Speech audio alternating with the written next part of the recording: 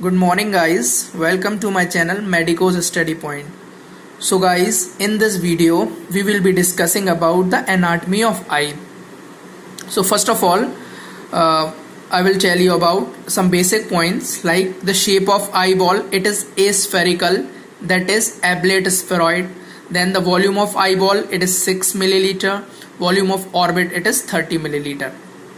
So guys, now we'll discuss about the structure of eyeball. So basically the eyeball, it has three layers: the outer layer, middle layer and inner layer.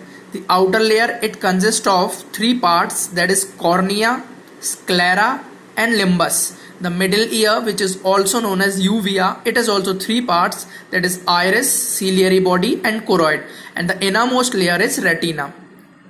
So guys, in this video lecture we will be discussing about the outer layer of eyeball. So in outer layer of eyeball, first we will be discussing about the cornea. So guys, now cornea, so we'll discuss about the blood supply of cornea. So as everybody knows that it is avascular, that is no blood supply. So guys, what is the reason behind the avascularity of cornea?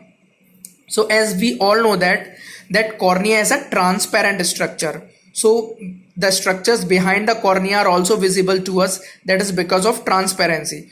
So guys, if there will be a blood supply to cornea, then there will be chances of inflammation, there will be chances of infiltration, then there will be chances of opacity. So that's why, to reduce all these chances, there is no blood supply to the cornea. Now we will discuss about the nerve supply. So guys, in our questions directly, we can remember that the nerve supply to cornea is nasociliary nerve, but as I will tell you the whole route, so basically it is the trigeminal nerve, which is the fifth nerve, and it is sensory nerve. Then the branch of trigeminal nerve is ophthalmic nerve, and the branch of ophthalmic nerve, as we all know that trigeminal nerve, it is having three branches. So the first branch, that is ophthalmic branch, it again gives three branches, that is lacrimal, frontal and nasociliary. From these three, the nasociliary nerve, it supplies cornea. So guys, I will be giving you one mnemonic from which you can learn it, that is TUN. So T is for trigeminal, O is for ophthalmic division of trigeminal, and N is for nasociliary branch of ophthalmic nerve. So you can remember from this mnemonic, that is TUN, and you can remember the nerve supply of cornea. Now we will be discussing about how to test corneal sensations. So guys, the answer to this question is by elect corneal blink reflex. So now what do we understand by corneal blink reflex? So guys, I will be telling about that, what the corneal blink reflex is. Touch the surface of cornea by quantum wisp, means एक cotton का रुई का एक बिस्क type का बनाओ और उससे अपने कॉर्निया को टच करो. If the patient blinks, that means corneal sensations are normal, and if patient doesn't blink, that means corneal sensations are absent or reduced. So that is known as corneal anesthesia. So in anesthesia, what we do basically, we used to just reduce the sensation of that part so that the patient does not experience any pain. So here also what happens, the corneal sensations are absent, so that's why we also call this as corneal anesthesia. Guys, now you are just focusing on this word, that it is reflex. So whenever the word reflex came, there are two questions asked. Number one is, what is the afferent pathway of this reflex, and what is the efferent pathway of this reflex? So the afferent pathway, as you all know, that afferent means the pathway which is taking the signals.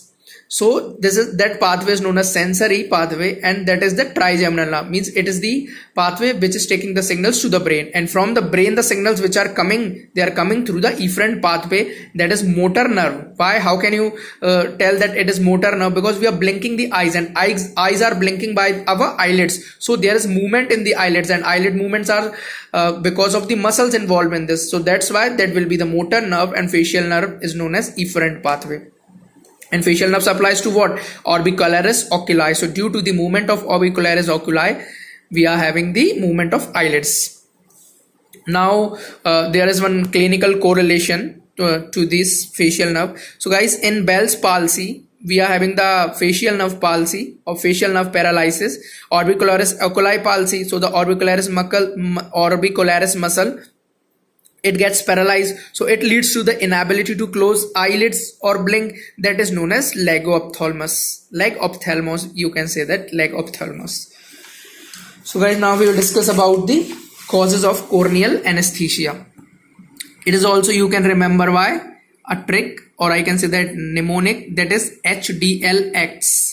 HDL, high density lipid, everybody knows. So HDLX. So H is for herpes. It's very important, you have to remember that. Then diabetes, L for leprosy, A for acoustic neuroma, C for contact lens, T for topical Timolol is a beta blocker, and long-term use of this beta blocker, it leads to corneal anesthesia. You have to remember this also. And the last S is surgical trauma. So guys, now we will be discussing about the layers of cornea. As I think so everybody knows that there are 6 layers of cornea. It is the diagrammatic representation of eye, guys. So as everybody is seeing this, that this layer as I have drawn, this is cornea, and this space which I have made, these are the layers of cornea, and there are 6 layers present in the cornea which we will be discussing. You're seeing this is known as iris, and this aperture you are seeing, it is known as pupil.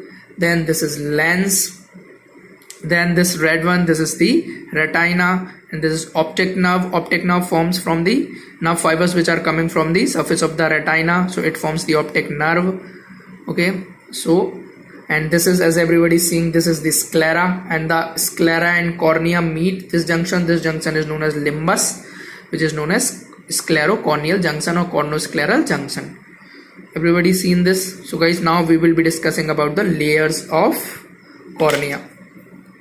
And yes guys, one thing also important, that the layers we are discussing is from outside to inside. So the outside part is anterior part and the inside part is posterior part. So you can say that anterior layer, you can say that posterior layer. So we will be discussing from outer towards the inner, or I can say that from anterior to posterior. So guys, the outermost layer, or I can say anterior layer, is the epithelium layer. As everybody knows that, what are the characteristics of that epithelium? It is non-keratinized, it is stratified, and it is squamous. So squamous, non-keratinized, stratified epithelium. As this is the structure you are seeing. So in this epithelium, the basal cells we are seeing, then the middle line we are seeing, the middle and the superficial cells we are seeing, that are known as squamous cells. The middle cells are known as wing cells. Okay, the basal cells, these are the columnar cells, and they have the ability of mitosis.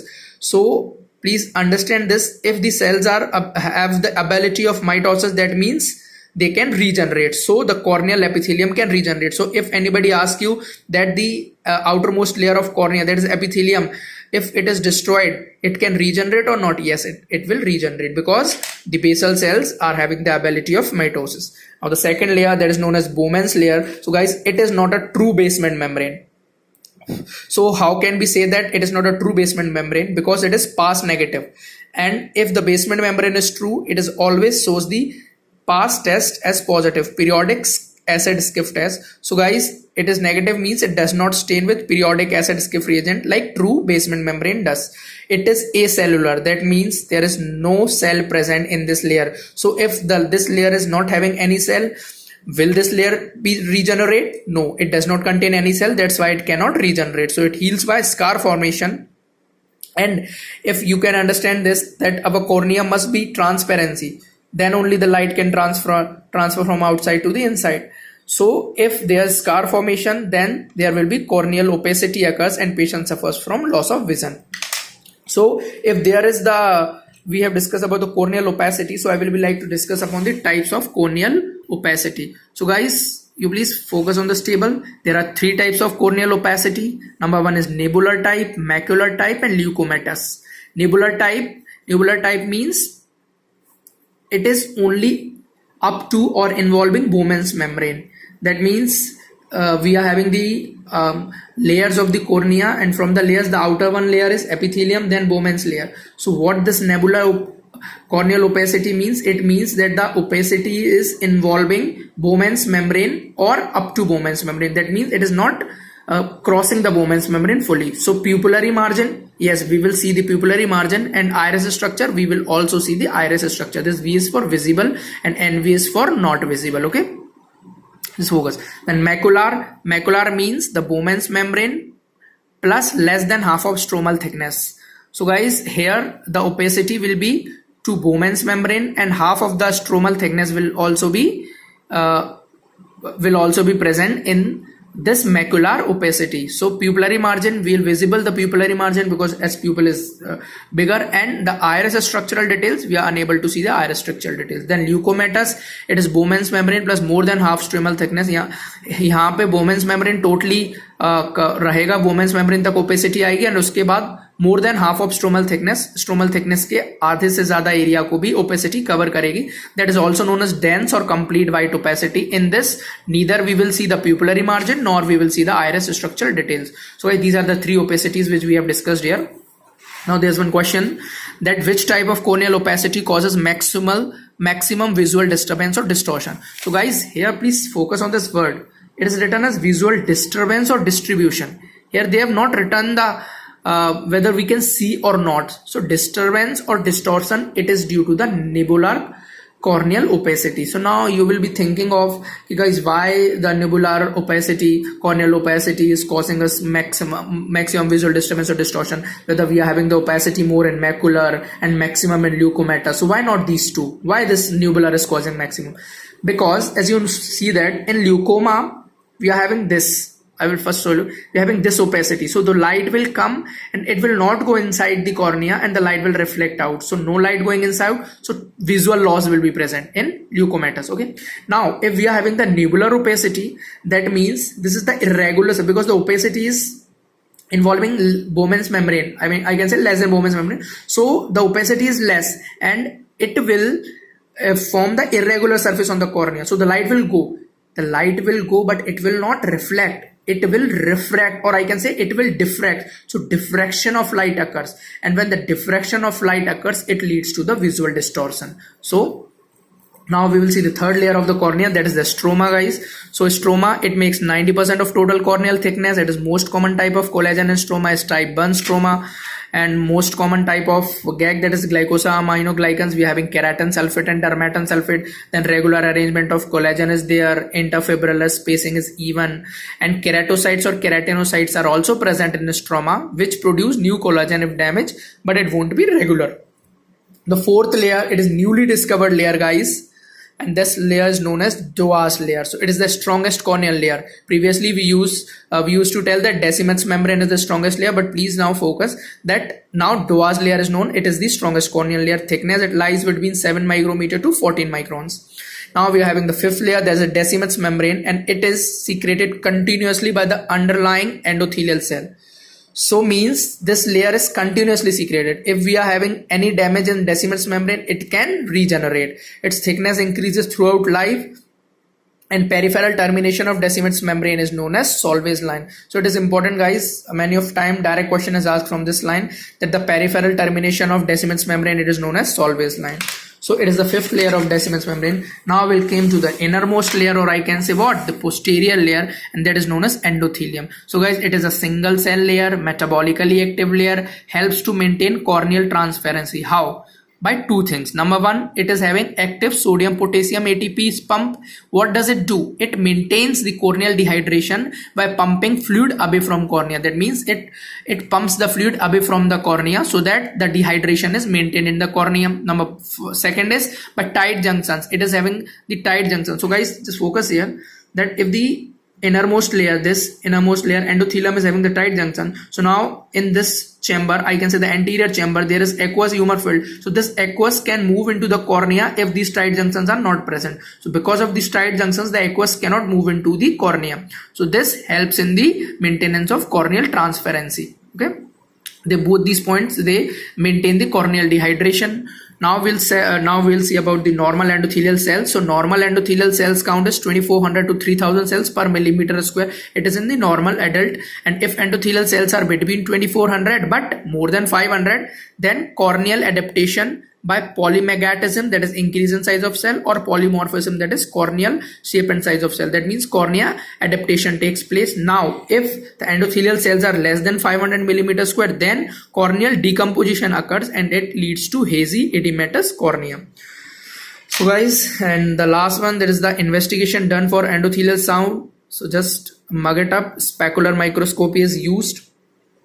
Then the last topic in the cornea is this: factors which help to maintain the corneal transparency. Number one is tear film, then avascularity of cornea, collagen fibers and stroma, uniform in diameter, equal distance between all collagen fibers, corneal dehydration, normal intraocular pressure, and crystalline protein which is present in corneal stroma. It reduces the backscattering of light. So guys, here I have discussed everything about the outermost layer, or I can say the first part of the outer layer, that is cornea. Everything about the cornea, all the layers of cornea we have discussed in this.